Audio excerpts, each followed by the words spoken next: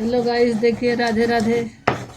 मैं चंदन पीस रही हूँ। कान्हा जी को आज अभिषेक करना है। आज कान्हा जी का अभिषेक है, एकादशी है, देवसानी एकादशी। आज आज के दिन भगवान आराम करने के लिए 4 महीना चले जाएंगे। बहुत महत्वपूर्ण एकादशी है। बहनों, आप लोग भी एकादशी करिए। ये वाला बहुत एकादशी महत्वपूर्ण एकादशी है। आप लोग भी करिए, भगवान आप लोग को भी कृपा करेंगे।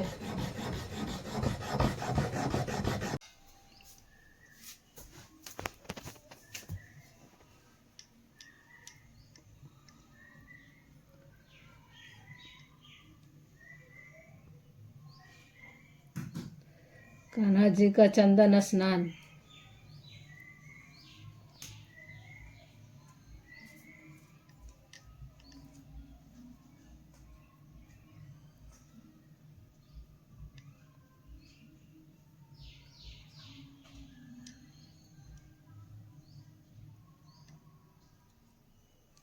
राधे राधे राधे राधे राधे राधे राधे।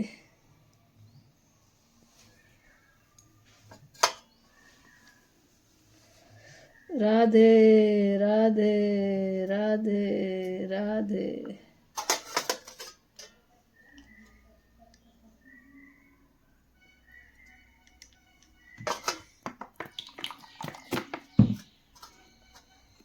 राधे राधे राधे। हो गया स्नान भगवान का।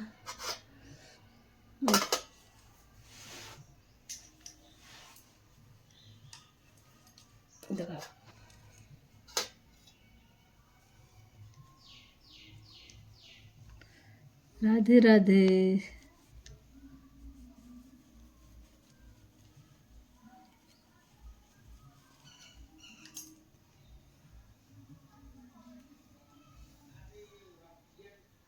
देखिए भगवान कितना साफ सुथरा नहा के तैयार हो गए हैं, अपने भक्तों के लिए तैयार है।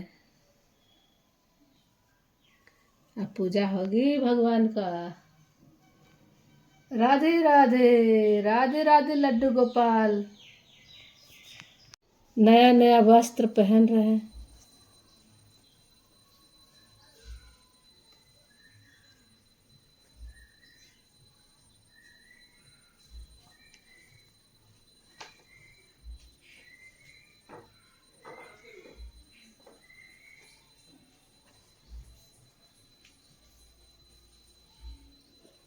अजब गजब की अदा की निशान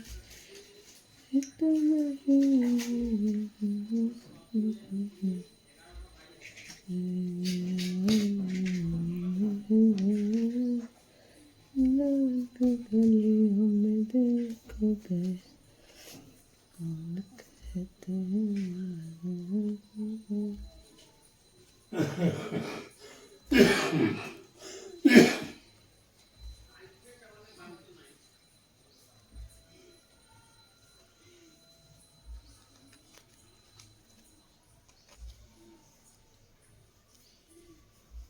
देखिए कान्हा जी वस्त्र पहन के तैयार।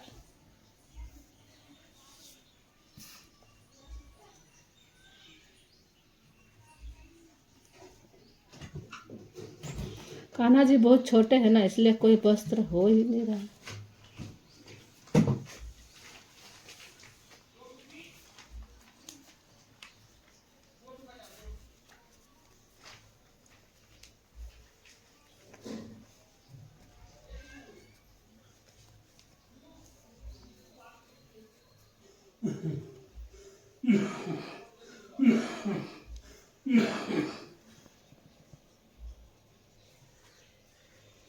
राधे राधे दोस्तों, राधे राधे भाई बहनों। देखिए मेरे राधा जी कृष्ण जी तैयार हो गए हैं, लड्डू गोपाल। हेलो राधे राधे। देखिए भागवत कथा, भागवत गीता है। अब मैं पढ़ने जा रही हूँ। राधे राधे दोस्तों, भाई बहनों। आज एकादशी है, देवशयनी एकादशी। तो आज एकादशी के दिन ही मुझे फुर्सत मिलता है, एकादशी के दिन भागवत पढ़ने का। क्या करें संसार में। तो आइए आप लोग भी सुनिए हमारे भागवत कथा।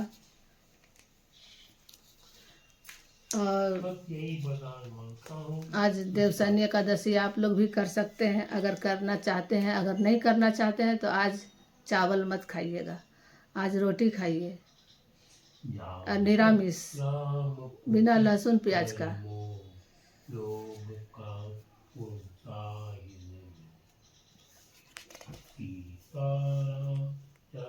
आज ठाकुर जी चले जाएंगे शयन करने के लिए 4 महीना के लिए।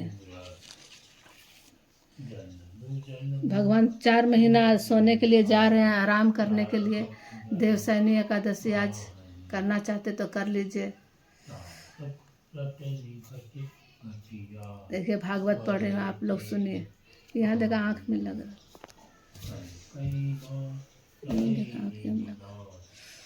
भगवान बोले, चौथा अध्याय। भगवान बोले, हे लक्ष्मी, मैं पुरुष श्री गीता जी का पाठ करते हैं। जो पुरुष श्री गीता जी का पाठ करते हैं उनके स्पर्श मात्र से अधम देह से छूटकर मुक्ति को प्राप्त होता है। लक्ष्मी जी पूछा, हे महाराज, श्री गीता जी के पाठ करने वाले को छूकर जीव भी मुक्त हुआ है। ये तो है चौथा अध्याय का महात्म्य है, उसका महत्व देखिए कितना है। तो गीता जी का 5वां अध्याय। दोस्तों भाई बहनों सुनिए भागवत कथा 5वां अध्याय का। अर्जुन बोले, हे कृष्ण, तुमने पहले कर्मों का त्याग करने को कहा, फिर कर्म करने की प्रशंसा करते हो। इन दोनों में जो अधिक हितकर है वह एक बात निश्चय करके बतलाओ। श्री कृष्ण जी बोले, कर्मों का त्याग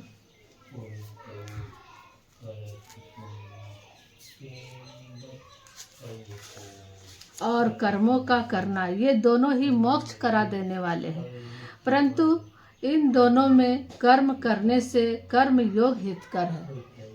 जो किसी से द्वेष नहीं रखता, ना किसी पदार्थ की इच्छा ही करता है, वह नित्य सन्यासी है। ऐसा पुरुष संसार बंधनों से छूट जाता है। सांख्य और योग को मूर्ख लोग ही पृथक पृथक कहते हैं, पंडित नहीं कहते।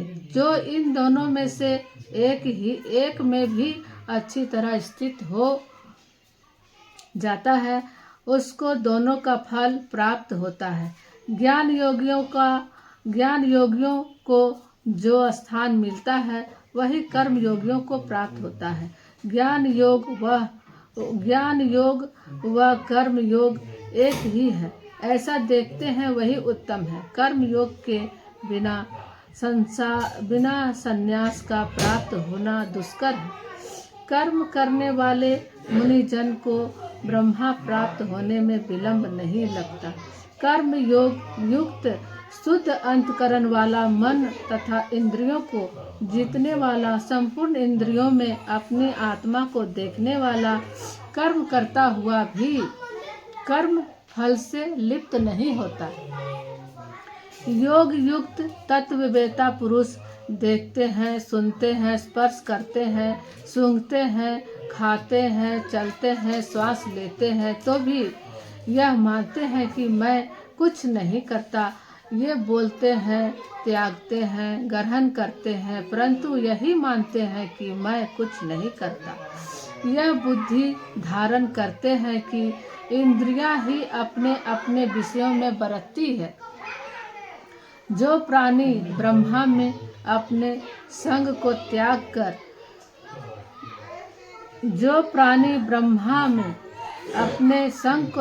कर कर्म करता है, वह पाप से लिप्त नहीं होता। जैसे कमल पत्र पर जल नहीं ठहरता, योगी जन शरीर से, मन से, बुद्धि से तथा इंद्रियों से आसक्ति से रहित आत्म शुद्धि के निमित्त कर्म करते हैं। योग युक्ति पुरुष कर्म फल त्याग कर मोक्ष रूप शांति को लाभ करता है, और जो योग रहित है वह कर्म की इच्छा के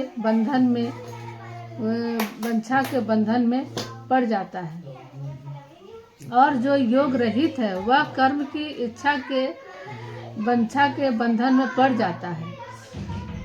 सब कर्मों को मन में त्याग करके प्राणी इस नव द्वार की देह रूपी पूरी से ना कुछ करता है ना करवाता है।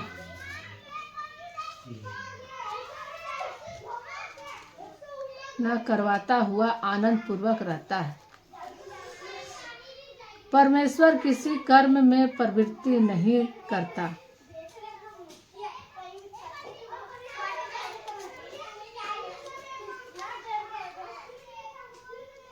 परमेश्वर किसी कर्म में प्रवृत्ति नहीं करता। कर्म और कर्म का उत्पन्न नहीं करता। ये सब प्रवृत्ति द्वारा होते रहते हैं। परमेश्वर किसी के पुण्य तथा पाप को नहीं लेता। ज्ञान को अज्ञान से आच्छादित है, उससे जीव मोह को प्राप्त नहीं होता है, परंतु आत्म ज्ञान के द्वारा जिनका ज्ञान नष्ट हो गया है, उनका यह आत्म ज्ञान परमेश्वर के रूप को ऐसा भाषित करता है जिस प्रकार सूर्य संसार को प्रकाशित करता है, संसार को प्रकाशित कर देता है।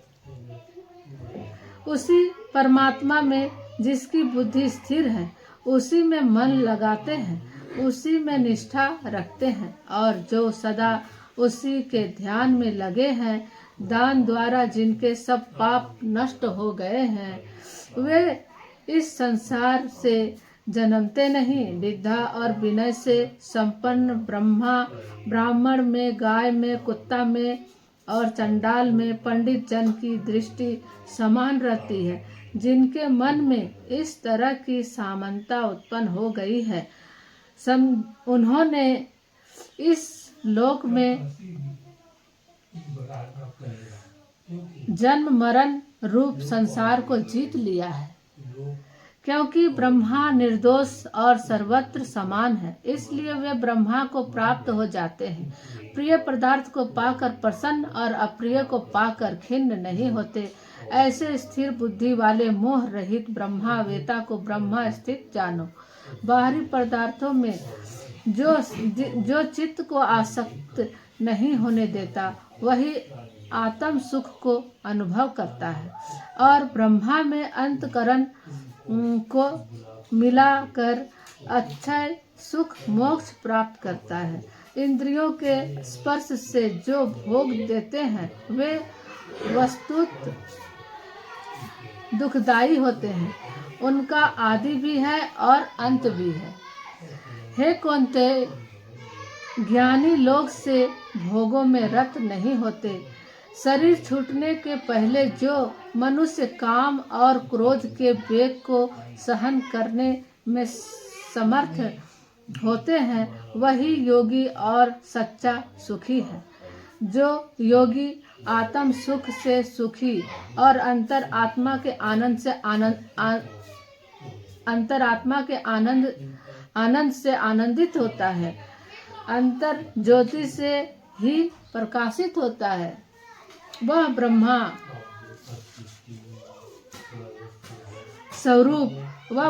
स्वरूप होकर ब्रह्मा निर्वाण मोक्ष को प्राप्त होता है। पाप जिनके नष्ट हो गए हैं, कुबुद्धि दूर हो गई है, मन को जिन्होंने बस में कर लिया है, जीव मात्र का जो हित चाहता है, ऐसे योगी को ब्रह्मा निर्वाण प्राप्त होता है। काम तथा क्रोध जिनमें नहीं है, मन के वेग को जिन्होंने रोक लिया है, ऐसे आत्मज्ञानी योगियों को ब्रह्मा निर्वाण सहज ही प्राप्त होता है। बाहरी पदार्थों के संयोग से अलग रहकर दोनों भवों के बीच में दृष्टि लगाकर नासिका के भीतर चलने वाले प्राण तथा आपन वायु को सम करके इंद्रियां, मन और बुद्धि को बस में करके इच्छामय क्रोध को त्याग मोक्ष की इच्छा करने वाले योगी जीवन मुक्त है। जो मुझको सब यज्ञों और तपों का भोक्ता, संपूर्ण लोकों का स्वामी और सब प्राणियों का मित्र जानते हैं, उन्हीं को शांति प्राप्त होती है। जय जय श्री राधे। 5वां अध्याय संपन्न हुआ। दोस्तों, भाई बहनों, आप लोग भी सुने। आज एकादशी के दिन हमारा 5वां अध्याय भागवत। आप लोग के भगवान कल्याण करे। राधे राधे।